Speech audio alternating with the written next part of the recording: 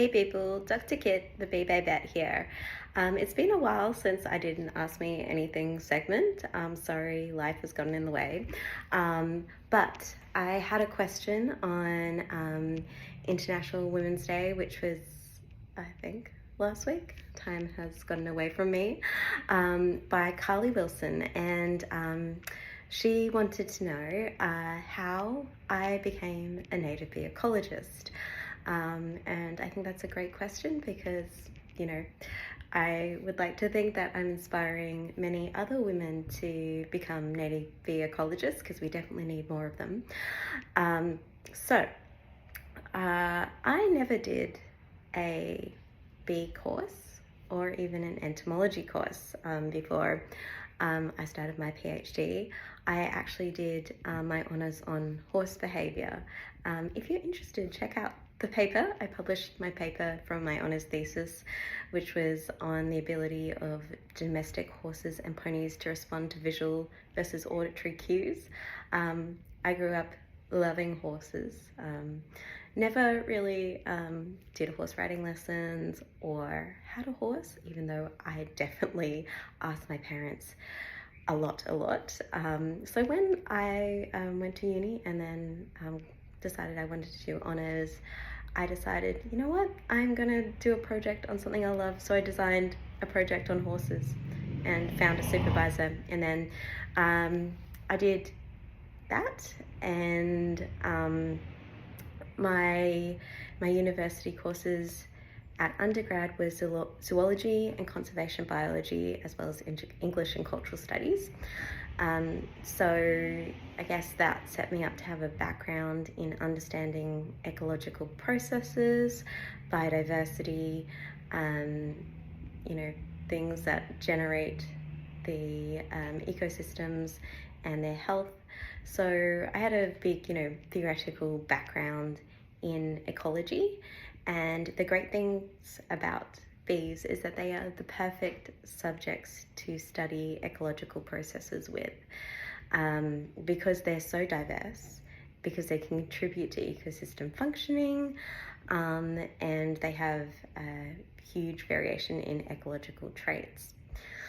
So yeah, I after I finished my honours, I did about a year of working as a research assistant, classifying marine invertebrates into taxonomic categories. So firstly, putting them into orders, and then families, and then morphospecies within the family. So I guess that really set up my foundation for looking at small things, details, invertebrates.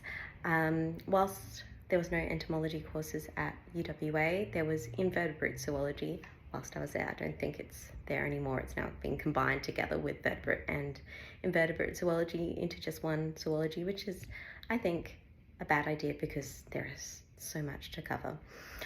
Anyway, so the lecturers, their specialities were mollusks and crustaceans, so that's what I mainly learned. I learned a bit about insects, of course, but yeah, invertebrates are so diverse. I loved that course, but obviously I still loved vertebrates as well. I know, terrible. But yeah, then I was thinking of PhD projects, and there was none on offer that I really felt I wanted to spend 5 years of my life doing.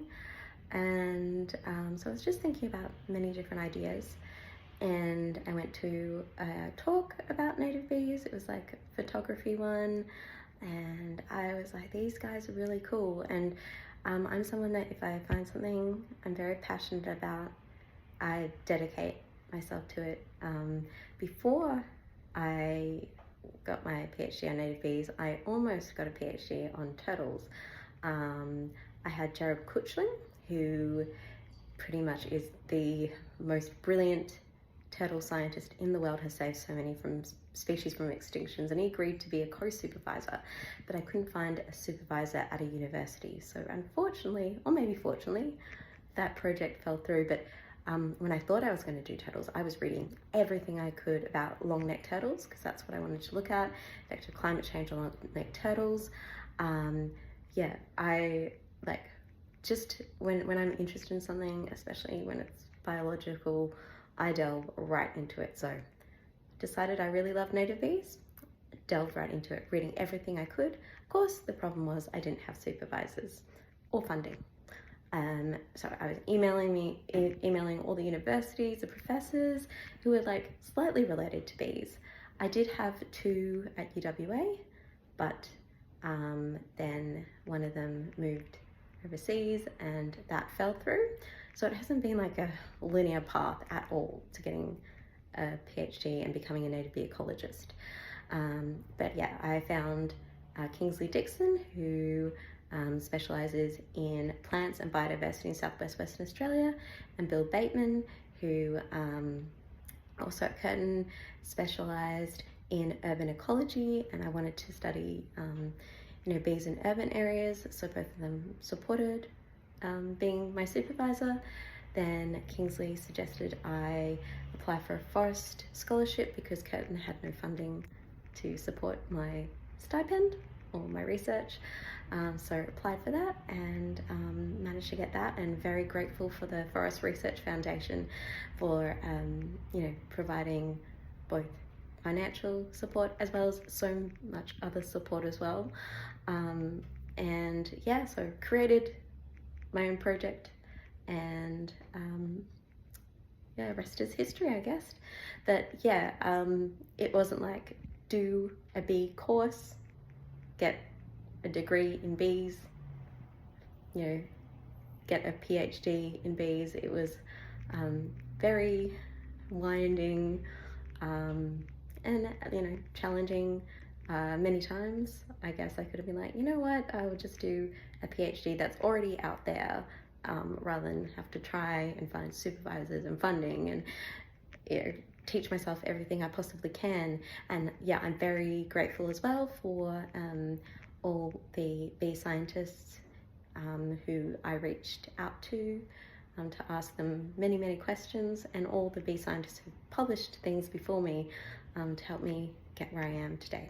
So, very long answer, but thank you very much, Carly, and I wish you the best on your journey to study whatever you want to. We need more women in science. We need especially more women in conservation. We need more men in conservation. We need more everyone in conservation, especially wild bees. So thank you. If you have any questions, DM me on my Instagram at @beebabette_performer, BEE.BABETTE_performer.